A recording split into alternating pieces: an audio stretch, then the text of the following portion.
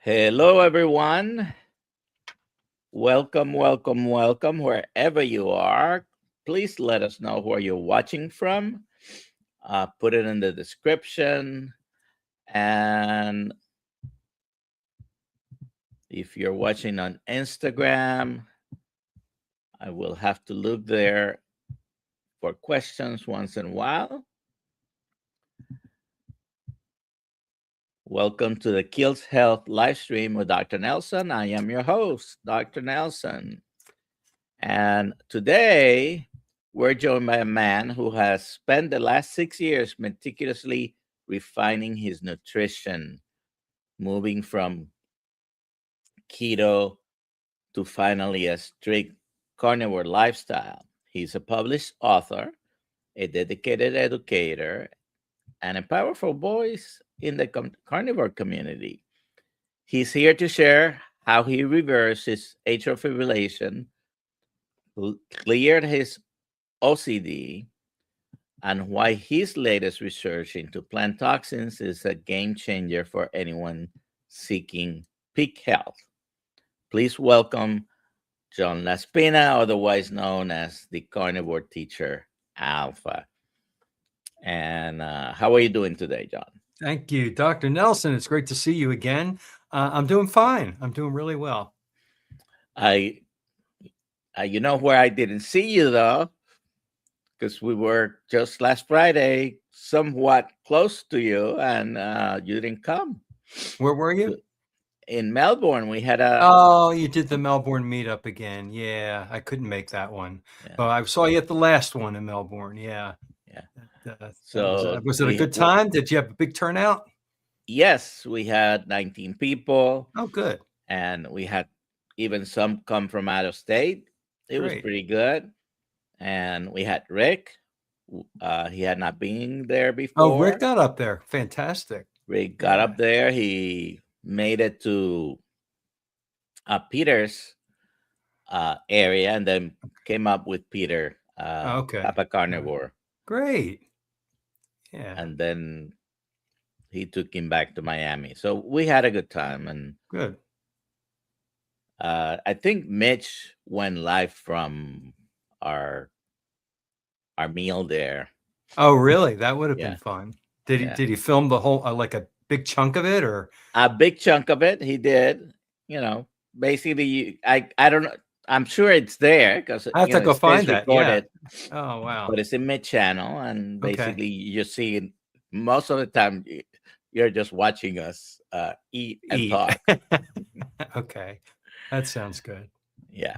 All right. So let's start with this. First, go ahead and introduce yourself. Tell us your brief carnivore story. Before I do that, I gotta say that I am Dr. Kiltz and I are going to be in a couple of places over the course of the next month, and I just wanted to remind everyone: April 6th. This is being put off, hosted by Susie Boshoff and Dr. Vadia, Dr. Boss, Dr. Kiltz, Dr. Nelson will be there. It's in St. Petersburg, and it's the cholesterol code film screening. Go to KiltzMeetup.com, and you can find your way to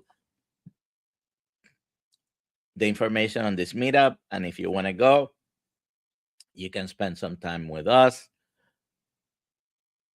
The VIP tickets include a meal at Ruth Chris. And then we're going to watch the movie and have a Q&A.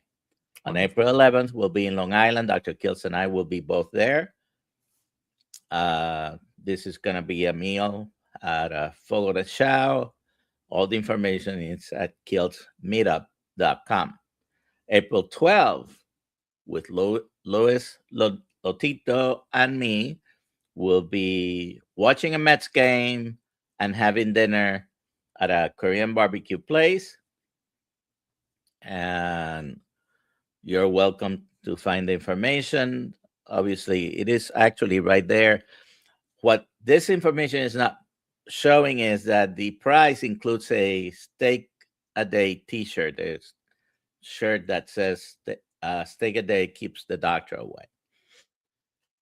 Doesn't work for me because I'm only always walking around with my doctor. But uh, and then we're showing the cholesterol code again. This time in Orlando.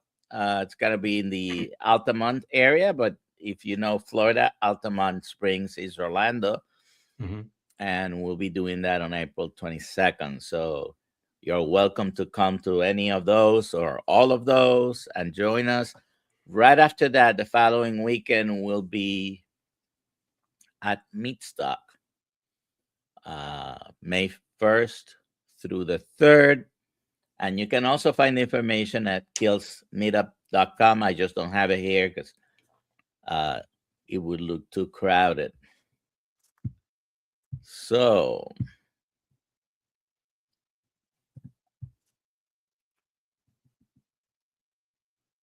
let me take this down. All right. So before we get into oxalates and toxins, on your personal story, give us a brief summary of what made you end up eating only meat. Okay. I'll try to keep it brief. I've told this story many times.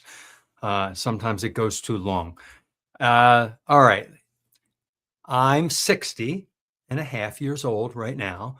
And in my 30s, going into my 40s, the weight was coming on like many people. I couldn't lose the weight as easily through exercise, but I did a lot of diets, and the diets worked, and then they stopped working because I went off of them, and gained the weight and always a little bit more. And then when I was about 52, 53 years old, keto. I heard about this new thing. I don't think it was new, but to me, it was new. Let me try this one and see if I can take off some weight. Now, I also had AFib and I had OCD and other things, but I wasn't thinking about those things because I figured those are problems I'm always going to have. I want to lose the weight. And I noticed that many people come to low carb or carnivore through the weight loss journey. That's one of the main reasons, and that was mine.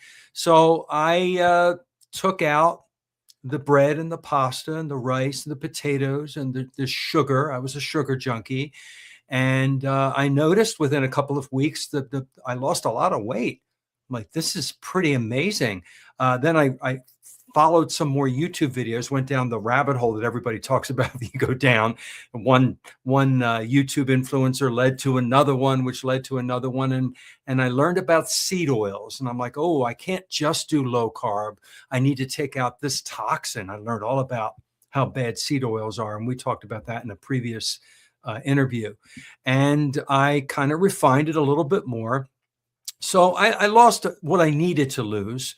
And I went way down about 35 pounds and just looked in the mirror and thought, this is like nothing I've ever tried before. This is amazing. In the process of replacing my clothes twice, the negative side effect to losing weight, you have to go and spend money because everything was baggy. I realized that, my lower back doesn't hurt anymore. I had this constant lower back pain that I thought, I didn't know what the problem was. I had it x-rayed, I had all these things, and nobody knew what was wrong. I find out later it was inappropriate inflammation from the standard American diet, from all the seed oils and all the carbs and sugar. I haven't had lower back issues in the longest time now because I eat the proper human diet. Then I noticed my athlete's foot, it's not there anymore.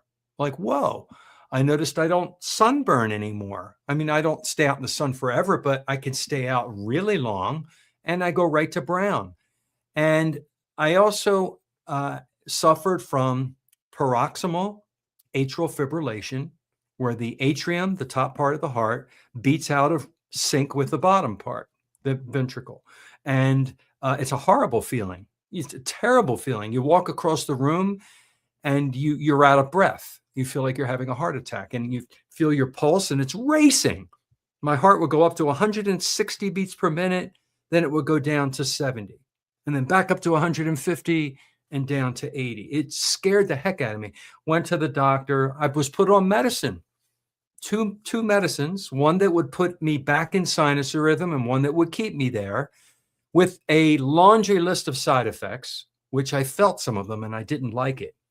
But then when I went low carb and keto, I learned that maybe I don't need to be on these pills.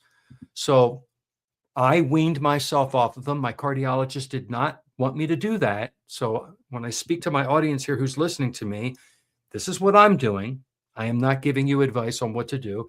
I very slowly took myself off of the two medicines. One was metoprolol, and one was, I can't remember the name of it, but it kept me in sinus rhythm. And I noticed I didn't go into AFib. Like, this is interesting. I don't need these drugs anymore. Every once in a while, I would pop into AFib for 10 minutes, and then it would go back out, and I would be back in sinus rhythm. So this is years now, and I haven't been in AFib anymore. So maybe this is healing the chambers in my heart, whatever was causing the misfiring signals. I think the carnivore diet, eating properly, has healed my heart issue. I'm just thrilled to death. When I talked about OCD, my obsessive compulsive disorder, I used to fixate on thoughts and things, and I couldn't let them go. And they would consume my mind sometimes, and I'd have to fight myself, almost like a recurring song that you can't get out of your head. And then I would also bite my nails and my cuticles. I could not stop. I just could not stop no matter what I did.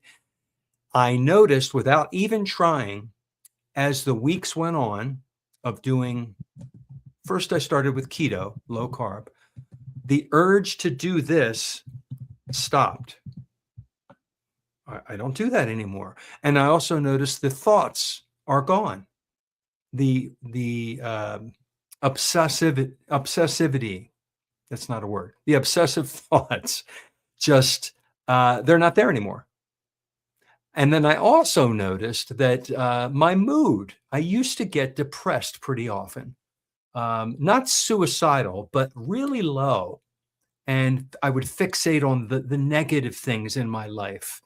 And it was very hard to pull myself out of it. That's gone. I've never been happier. This is the most amazing mental health boost in the world, to feed your brain proper fatty acids and ketones. I've never been happier. And I'm a retired middle school teacher. I taught for 34 years. I've never been more focused. I've never had more energy and focus, to the point I'm writing books now and articles and making YouTube videos trying to teach people about the carnivore way of eating. So I have so much to share. I have so much passion and love, and I'm just amazed at how this has helped not only myself, but all the stories I hear on Casey Ruff and Dave Mack and all the other people who interview other people. Thousands and thousands of people are healing themselves from the inside out just by finding the right nutrition, which is the carnivore diet. Some people go ketovore and they're okay too. So when we get to it, I want to talk about how some plants, people can eat some plants and they don't seem to have effects. Other people have serious effects if they eat plants. So I wrote a book about plant toxins, which is one of the ones I want to share today. I think I'll stop there. I could just go on and on for the next 2 hours if you want, Dr. Nelson, but I don't think we have the time. We can be here as long as you want. It just, we're trying to keep it under 60 minutes. I got to stop somewhere. YouTube translates our videos to multiple languages as long as we don't go over 60 minutes. Oh, okay. So before the 60 minutes, I don't know if you see a clock. I do see a clock over here. I see a clock. Yeah. Anyways, so I have a couple of questions. Sure. One is a comment.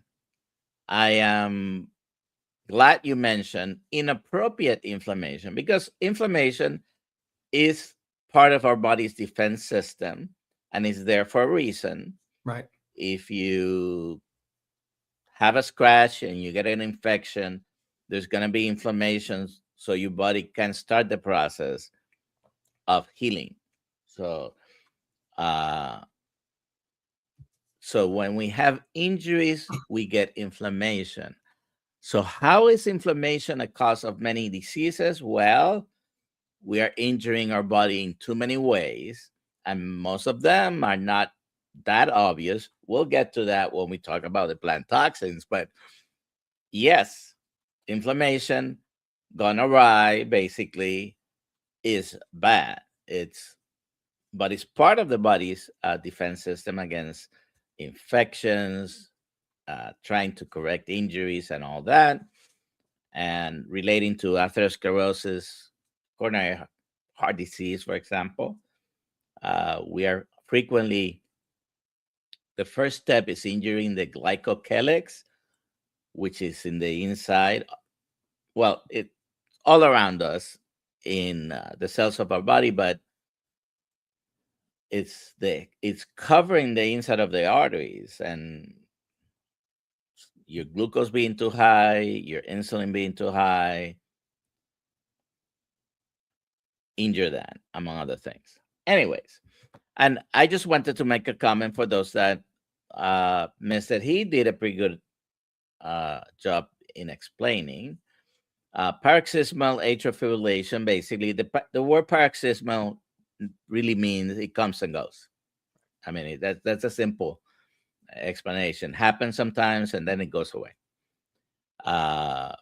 When it's constant, we call it chronic, and we call it acute when you've never had it before, all of a sudden starts, right? And the atrial fibrillation means that the top of the heart starts sending too many signals, and the bottom of the heart doesn't get all the signals, just some of them, but it can be enough to have you have a heart rate of 140, 180 to over 200 sometimes, which is not good, right? If you have any questions, please put them in the chat and we will get to them as soon as I can. If I miss any of the questions, then please put it again. Now, we've had many people saying hello to you and me here. I try to show them on the screen. But tell us now, you wrote a book.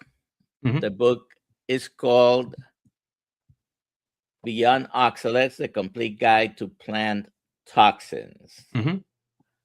And it has another, subtitle there. Let me bring it up and try to show it here. But go ahead and start telling us about, in general, the content on this book. Sure. This is my third book in this series. My first book is just called The Carnivore Teacher, where I had to get my thoughts out, kind of like the story I told you, and how the carnivore diet can be the proper human diet. The second book I wrote was called Processed to Death, and I go into depth about all of the ultra-processed foods that we find in the world, in our grocery stores, and what they're doing to the human body, slowly poisoning us over time, and all the ailments and diseases that people are getting from all of that ultra-processed factory chemicals. And then I had to write this one. This one's not like a fast read. It's more of a reference book. And it's about all the plant toxins. So you can go look at the table of contents and find which plant toxin you're interested in reading. If you just want to just read part of the book, let's say you just want to read about oxalates, which is part of the title, you can read the whole chapter on oxalates, what they are, what foods contain oxalates in high, moderate, and low levels, what the science says about it, what it does to the parts of the body, why the plant makes it. Or you can go to a different chapter, and if you want to learn about lectins or phytates, it's a chapter dedicated to each plant toxin, and there's a ton of them. There's phytates and oxalates and lectins. There's tannins. There's protease inhibitors, goitrogens, saponins, alkaloids. I could go on. There's a long list. You mentioned one of them. I think you mentioned, which one did you mention? I forget, but you mentioned one as well that affects the heart. And these are found in plants, and they're not found in animal products at all. And there are a few chapters that explain why they're there. And then there's a few chapters explaining what we can do about it. There's a chapter that talks about soaking and boiling and steaming and ways that our ancestors in the past minimized the toxins over time, but how that kind of doesn't work 100%. And then there's a chapter at the end talking about carnivore, because that is the way that we can avoid these plant toxins. And I do want to say one thing here, because I don't want to sound dogmatic or like a zealot. Because humans have eaten, we have eaten plants for a long time, but not as our main food. It was a fallback food. When we didn't have anything else to eat, we went to some plant food because that's all we had. It was never our staple. Our staple gives us protein. It gives us fatty acids, vitamins, and minerals. We get that from animal products. Bioavailability for the iron and the vitamins and the minerals is almost 100%. And then that's another topic we could talk about, how the bioavailability, the fact that we don't even absorb much of the nutrition from plants because the plants, either the fiber or the anti-nutrients, the toxins, block the absorption into the human body. So we're not getting what we think we're getting nutritionally when we eat a lot of these plants. So I wanted absolutely correct. Yeah, I wanted to make this book as a reference book. So you can go to the table of contents and find the part that you'd like to read. And you could skip all around the book if you want. You don't have to read it in order. Yeah, it's not a novel that you have to read it in order, right? Right. You can skip to the ones that interest you, and each chapter is sort of self-contained. Yeah. So before we go on with the book and the subject, there's a couple of questions here, so I want to go through them. Okay. And I'm here laughing a little bit to myself because we have a question from Coach Juliet. Who's John's favorite co-host, Juliet or George? Oh, you don't have to answer, by the way. But both of them are on. I see them both in the comments, so I have to say I can't answer that. I would say my favorite I can't answer that. I love them both. We have such a good time on Sunday. They're wonderful people. All right. So let me address, let's see. The first one wasn't about anything yet you mentioned, but we'll be quick. You can chime in first, and then I can give my answer. Deborah Constantino is asking, what suggestions do you have for BUN level of 29? Not dehydrated, no other markers for kidney disease. What do you think? You want me to go first? Well, I'm not a doctor like you are. Let me. By the way, even though I am a doctor, you're not. This information here is for information on educational purposes only. I'm not your doctor. You're not my patient. We're not creating a patient doctor-patient relationship. What is the normal BUN level? What should it be? Well, 29 is pretty close to normal. Depending on the lab, 29 sometimes will be marked as normal, which give you a clue as to the importance of a 29 of BUN. Yeah, I don't know what to say on that because I don't know. If what you're saying is true, there's no dehydration and no other markers for kidney disease, don't worry about it. Yeah. Okay. Now I can tell you that the first thing you want to look at is making sure kidney function is good. You're stating that the other markers are normal. So if your kidney function is good, that's fine.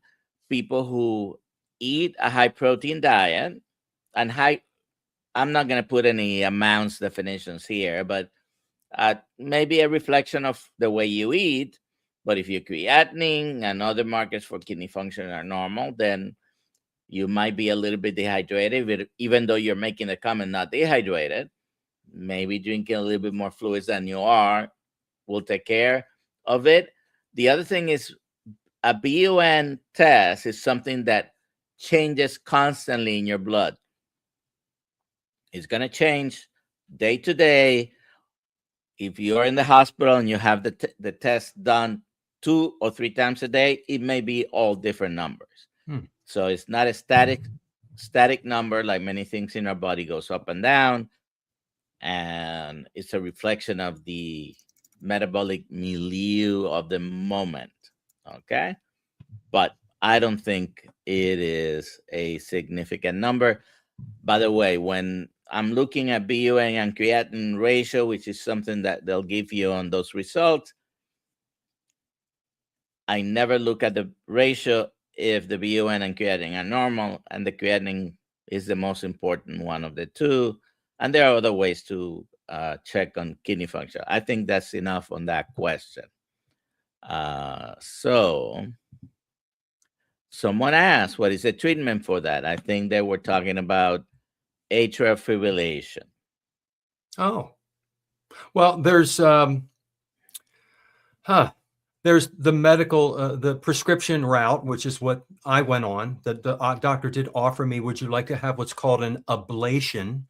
And an ablation is a procedure where you go into the hospital and you're anesthetized, and they go in through your groin and they come up into your heart, and they basically burn a little hole through one of the walls to go into the next chamber and to scar where the electrical signals are misfiring, which supposedly stops the misfiring. And then they pull it back out and you heal. And I researched that because I really wanted my AFib to stop. And the success rate and the recurrence was really, the success rate was low and the recurrence was super high. And I thought, I think I'll just take the medicine. It scared me, the procedure. Although I know some people who've had it and had success. But I'm glad I didn't do it, because now that I'm eating properly, I'm not in AFib anymore. It went away. Who would have thought, right? I still consider myself having, I say it's in remission, because it can pop in at any moment. It doesn't. It hasn't in over a year, but I just say I'm in remission, and I attribute it to my diet. And I should say that Leon is one of our Kiltz Health certified coaches, the same as George and Juliet and many others that are watching here. All right. We answered this one. Well, actually, we didn't answer who's the favorite co-host, but all right. And for Amy, who came in late, what's the name of the book? I would love to buy. It's called Beyond Oxalates. And then the subtitle is The Complete Guide to Plant Toxins. There you go. All right. And you can go to Amazon and search Amazon, by the name. And Kindle, it's available Kindle and paperback. And now what I'm also doing is I'm my last 2 books, with this microphone here, I recorded, I made an Audible. I did the book on tape. I'm not doing it for this one, but I'm recording each chapter maybe a week or 2 apart, and I'm putting it up on my YouTube page for free for people to listen to. So the first one's already on there. You can listen to chapter 1. So you don't even have to buy the book if you don't want to. You can just listen to it. All right. So this one's about the book. And if you have any other questions, please put them in the chat. And Bill wants to know how to dump oxalates. I guess he's asking how to get rid of them. Good question. We all accumulate oxalates when we eat oxalate food like spinach and turmeric and almonds and dark chocolate, but it's in a lot of other food, other plants as well, but at moderate or lower levels. And And when you want to dump, that's the verb that is used to get rid of it out of the body, dumping oxalates. Your body decides when it's going to dump the oxalates. And when it reaches a point, it makes that decision. You want to dump slowly, very, very slowly, so that you don't have pain, or you don't get a kidney stone, or it doesn't come out in the wrong place in your body.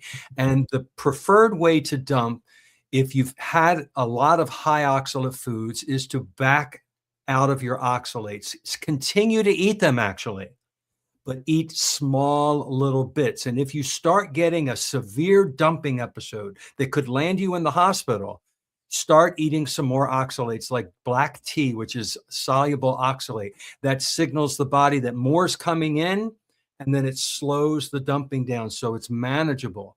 And dumping can take as long as 10 years. It can, and it usually comes in waves. Every 3 months or so, you might go through a dumping episode. And when that time approaches, if you just know what it is, if it's really bad, start taking in a little bit of oxalate. I'm actually saying to eat some plant foods with oxalates. Yes. Sally K. Norton says to do this too, and so does Monique Attinger. You have to slow the dumping down by adding a little bit. The body sees it, and then it dumps a little slower. It's not fun. It's not fun. I was in the hospital with a severe kidney stone that I had to pass, and it was excruciating, and I don't wish that on anybody. So I learned so much about oxalates because of my horrible experience. I hope that I answered your question about dumping. We have to dump, but you want to dump slowly. And I've heard Sally mention that you could be dumping for the rest of your life. We, you mentioned you're 60, I'm 66. We spend many years eating, 50 years or longer eating oxalates and accumulating. And these are crystals, right? Yes. So there's nothing to do to destroy the crystals, but they can accumulate in your body. And the thing is, you may go in waves the next few years eating a carnivore diet, for example, which is a very low oxalate diet, and you can still have some episodes of oxalate dumping for the rest of your life. I want to say too that if you go carnivore and switch, you went from consuming probably a large amount of oxalates to zero. When you eat only meat, fish, eggs, and animal products, there's no oxalates. Now the body says, okay, nothing's coming in. Now we're going to get rid of all your oxalates, and you have this rush. And that's when some people end up in the hospital. That's why you have to do it slowly. You don't just take out everything fast, because that hurts. So, and then we also probably should talk about that, oxalates, they are negative and they're attracted to positives, which are calcium, magnesium. So if you're eating cheese or dairy, if you include some calcium with your food, the oxalates have something to bind to because they're attracted, and then they can come out through your bowels easier that way than getting stuck in your joints or in the nephrons of your kidney. You don't want them there. Yeah, in the kidney, basically, many of your stones are a combination that includes oxalates. Calcium oxalate. So, and I know people with kidney stones where they have analyzed the stone. They determined that it is a stone that includes oxalates. And they tell the patients, eat a low oxalate diet. But I don't know how good we provide the message or how good the patients hear the message. But many times patients don't pay attention to that. No, and they don't. They continue to eat. Now, give me an example of one of the highest containing oxalate fruits, vegetables, or Yeah, the food, one that always comes to mind is spinach, but it's rhubarb. healthy. Oh, that's what we hear. And spinach smoothies. Here's what people are doing nowadays. They're taking their juicer and they're putting the spinach leaves in there. They're juicing it. So now they're breaking up the oxalates and making it more soluble. And so it goes right into the bloodstream. An Anytime oxalate we, juice. oh, juicing is, we should not have juicing anything. Absolutely horrible. So yeah, spinach is the biggest offender. When you eat spinach, if you remember eating spinach, it feels like you've got this stuff on your teeth. That's the crystals, the microscopic shards of glass like crystals. Ugh. And the plants use those to attract the sunlight, right? And to attract minerals into their fibers. I mean, the plants use them. And then the little bugs that would eat it cut their little mouth open. So it's a deterrent. It's a deterrent for humans too. All right. So tell us, let's talk about other toxins. A lot Okay. of people do talk about oxalates, and I'm sure many people here have enough information about oxalates. Many other people don't know anything about it. So I'm glad you're listening. Yeah. Thank you for being here. But tell us about others, phytates, lectins, whatever else you want. Just pick one. Okay. All right. Phytates or phytic acid binds minerals. So it'll bind zinc, it'll bind iron, it'll bind calcium, and it leads to deficiencies in your body. So you think you're getting your zinc, your iron, your calcium, but if you're eating foods with phytic acid in it, you're not. And these are found in all grains, seeds, nuts, legumes. Lectins, nasty item. These damage your gut lining and interfere with your cellular signaling. They punch these little microscopic holes in your intestines, and they're found in beans, legumes, wheat, and nightshades. I can go on to goitrogens. Goitrogens, if you've ever heard of a goiter that some people get, this big lump where their thyroid gland is, that's where that word comes from, a goiter. A goitrogen, it disrupts the thyroid function and iodine uptake, and it's found in, guess what, broccoli, kale, cabbage, all the cruciferous vegetables. So that's just a few. I think you mentioned glycoalkaloids earlier. That's a neurotoxin compound that can damage your cells, and that's in potatoes, absolutely, green ones, tomatoes, eggplant. So every single plant, every single one, there's not one that's exempt, has plant toxins. Some have multiple plant toxins. Yes. Yeah.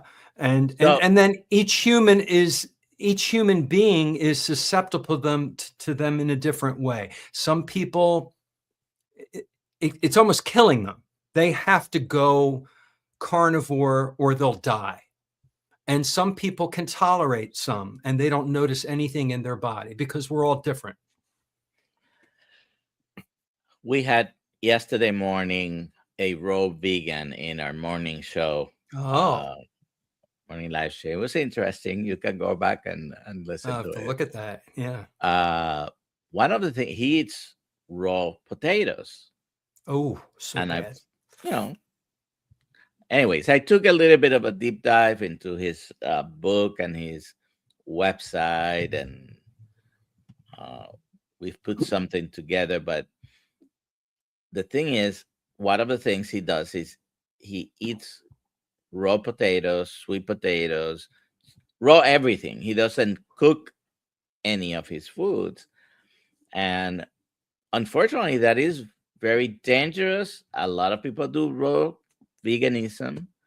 But you're right. All plants have one or more, because very often they don't have only one thing. And these are defense mechanisms for the plants, right? And you mentioned, you were talking right now about glycoalkaloids and potatoes, eggplants, goji berries, which is supposed to be a superfood, right? Right. Yeah. And I'm thinking, how thousands of years ago, how did anyone realize Mhm. that you could eat roots? And potatoes are root, but in the Caribbean, we eat a bunch of different roots. I grew up eating, I know the names in Spanish mostly, but yautía, malanga, uh, definitely potatoes. Cassava. Yes, in Puerto Mhm. Rico, we call it yuca, but yes, Yucca. cassava. Yeah. Yucca. Hmm. So I imagine, there's no proof for this, but I imagine that at some point someone was hungry enough they had not been able to see an animal they could catch and kill and eat, because it's not only having the animal available, you had to hunt it, kill it, and eat it, right? It's a lot of work. they they are not easy to do that. uh how did you discover that you could eat roots?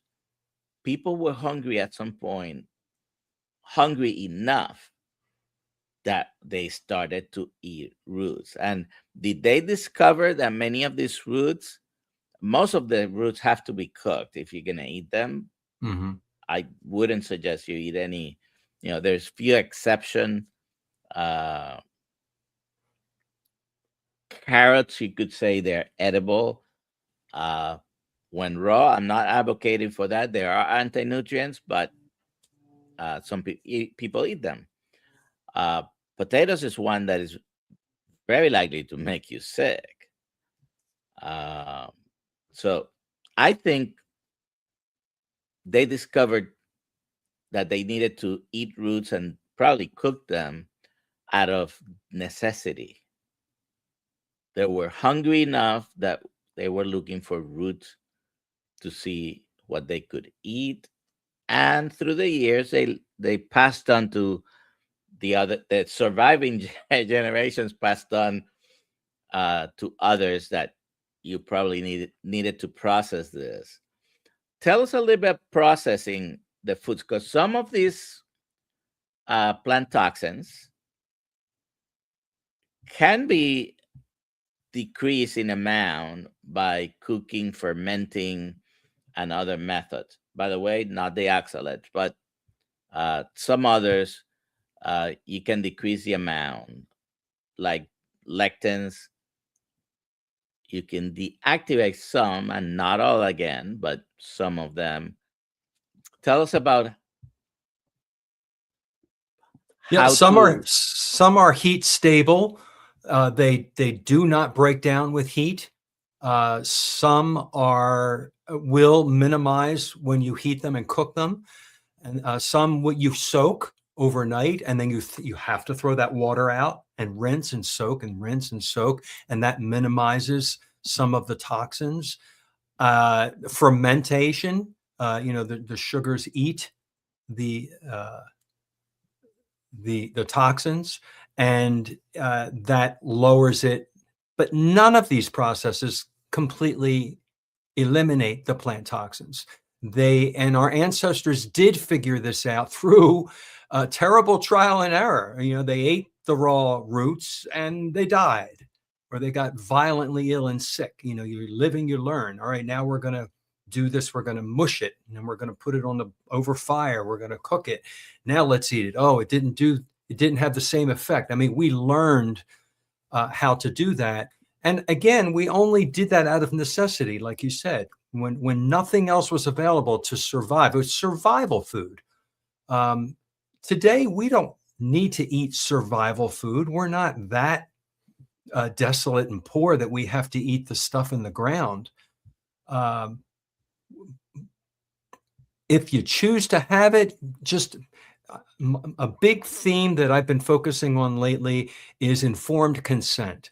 Know what you're eating. If you want to go ahead and have cassava, which is basically cyanide, what's it called? Glycanogenic cyanide. I'm going to say the word is here. Cyanogenic glycosides is the word. Almonds have them.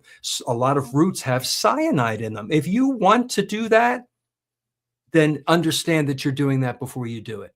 because you want to be informed. That's what my book is all about. You need to know the facts before you decide to have these things. That person that you talked about that eats all the raw food, I don't think they understand the facts.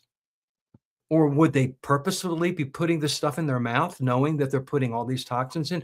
And I'm wondering how they're doing.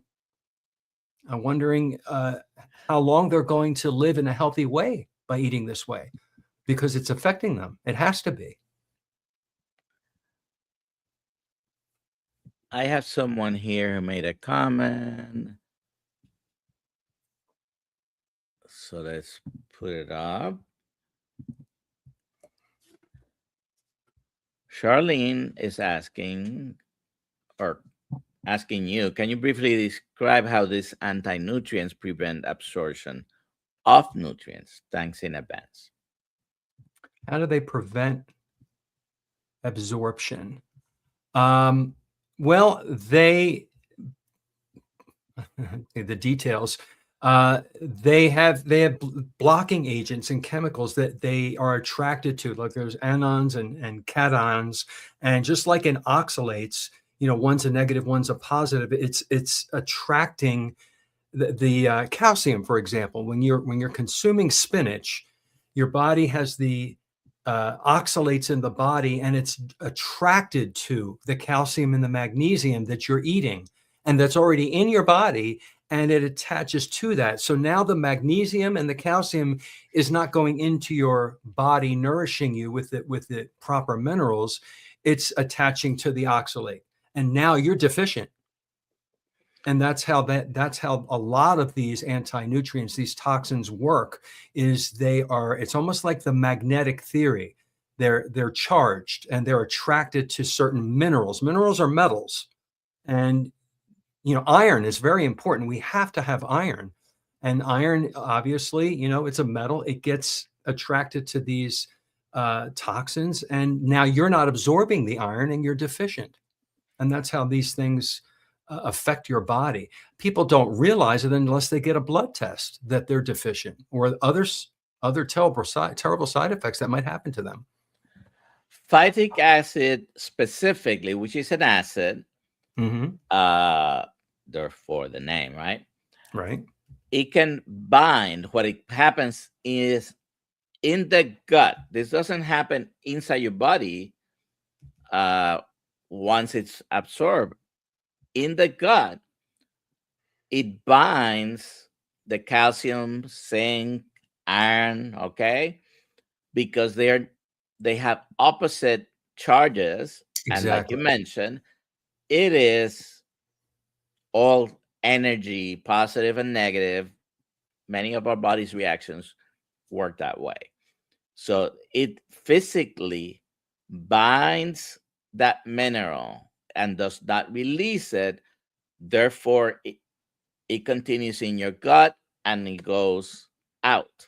So you think you're having enough iron from the plants, but you're not. You have very little absorption from many of these high iron containing plants. You think you're having enough, but you're not. The best bioavailable iron that you can have is heme iron, and that's only found in animal sources. In meat, yes. Also, phytic acid interacts with digestive enzymes and digestive proteins, and it inhibits them and makes it so they're not being uptake properly in the body. So there's different pathways that your body is not receiving the minerals or the vitamins sometimes. All righty. So let me go through my questions here. Again, where can they find the book? Amazon. All right. That one is very easy. Everybody knows. Thanks for asking.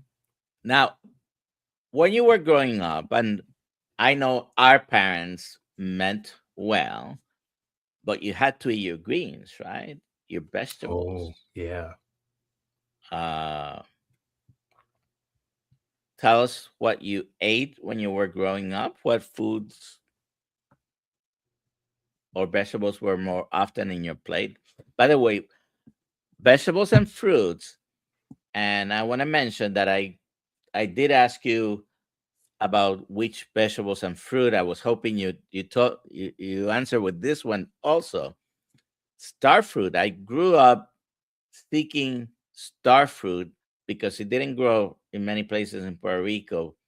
We had to go to an experimental uh, park or station because they had trees, and so I didn't have it often. But star fruit has so many oxalates that you can go into acute renal failure by eating a few of those star fruits.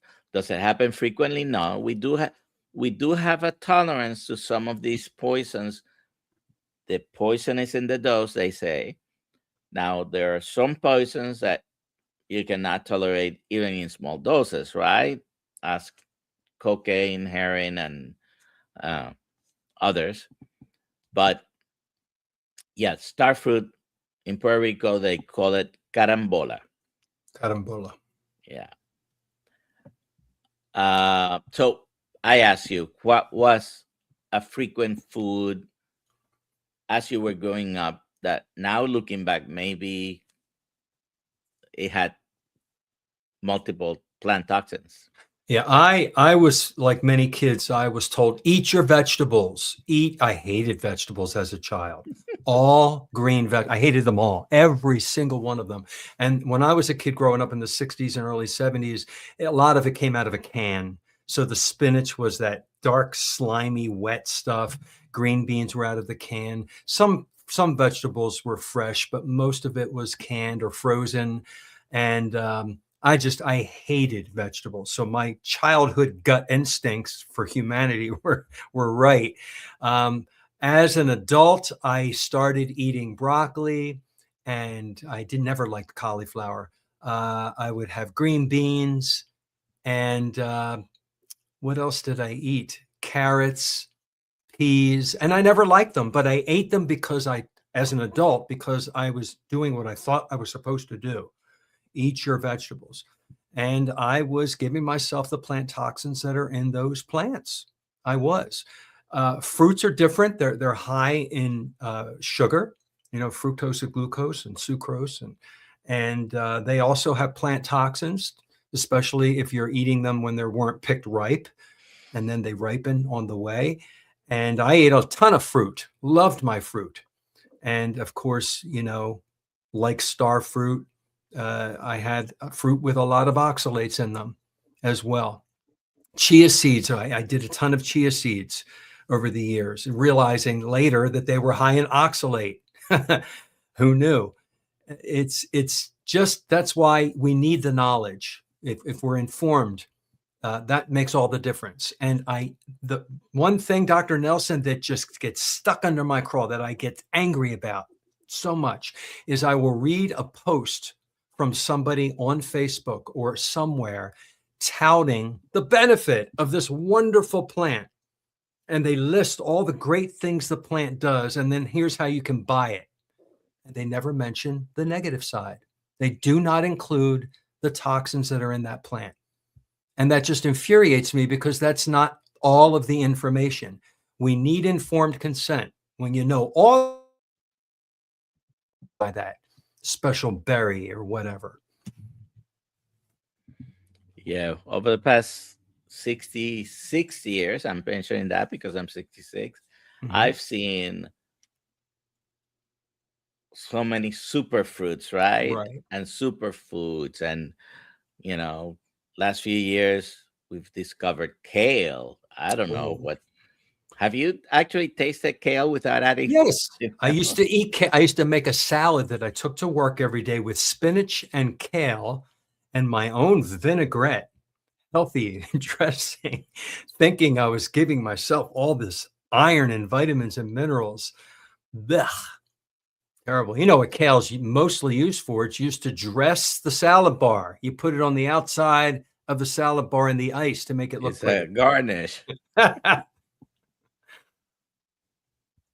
Yeah. Knowledge, man. Knowledge is power.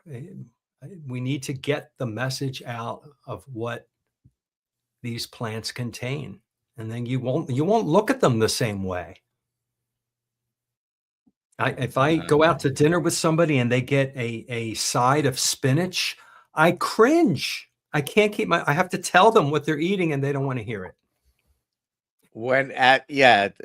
Sometimes when you're at the moment eating with other people, Oh, might not be the best time to I point know. out those things. What was there any vegetable or fruit that was hard for you to give up? No, because I hated all vegetables. Fruit, I loved red raspberries and black raspberries, which are high or moderate in oxalates. They are. I just like the berries. But again, it wasn't that hard to give up. Once I got off of sugar, the sweet urge totally disappeared from my life. So I have no craving for any vegetable or fruit. No craving for bread. I haven't had bread in 7 years. Nuts, seeds? Now, nuts and seeds I loved. And I love them a little too much because, when they're already shelled, you eat too many too fast. I loved peely nuts, which I used to buy from the company, a peely company. And they were the best nut. They were high in magnesium and they were low in other things, but they also had the anti-nutrients in it. But I didn't know that yet. All right. I loved almonds and pecans and walnuts, and I love pistachio nuts, high in sugar. So I'm off all the nuts and all the seeds. I won't touch them. The nuts and seeds are higher in these plant toxins because they are the babies of the plants. And they're made that way so that they're protecting the babies of the plants. Those seeds are they're richer in the anti-nutrients. Yeah, you want to stay away from nuts and seeds. I say completely. That's my advice. I'm gonna label Terry here as a super fan because she says I ordered Joe's book and I have his other 2 titles. Oh wow, thank you, Terry. Hope I don't disappoint you there. All righty. So just Black a pepper. reminder to people to look at KiltzMeetup.com. There you find where we're going to be in the next several weeks. There are some meetups there already for months away. So you can find there. And let's see. And you can go to Amazon and look for his book and his YouTube and Instagram channels, at least, are Carnivore Teacher Alpha, right? Mm-hmm. Okay. Thank you. So I think this is my page. Yeah. That looks like Instagram page. And I did have your YouTube page up, but I can't remember where it is right now. You got too many tabs open there, Dr. Nelson. Yes. All right. So do you have any last words for our audience, many of whom could be carnivore curious people? I'm sorry if we didn't get to your questions. There were questions there about weight loss. Carnivore diet is not a diet specifically for weight loss. I call it a health optimization diet is what I call it.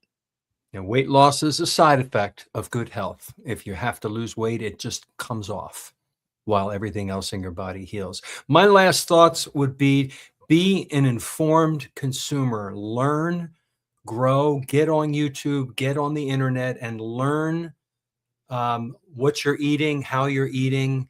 Observe your body and listen to your body's signals and adjust because we're all different. And never stop learning. Be informed. Stay curious. Thank you very much. You have a good day. And at 5:30 in the community, we have a Zoom call. Okay. Have a great day.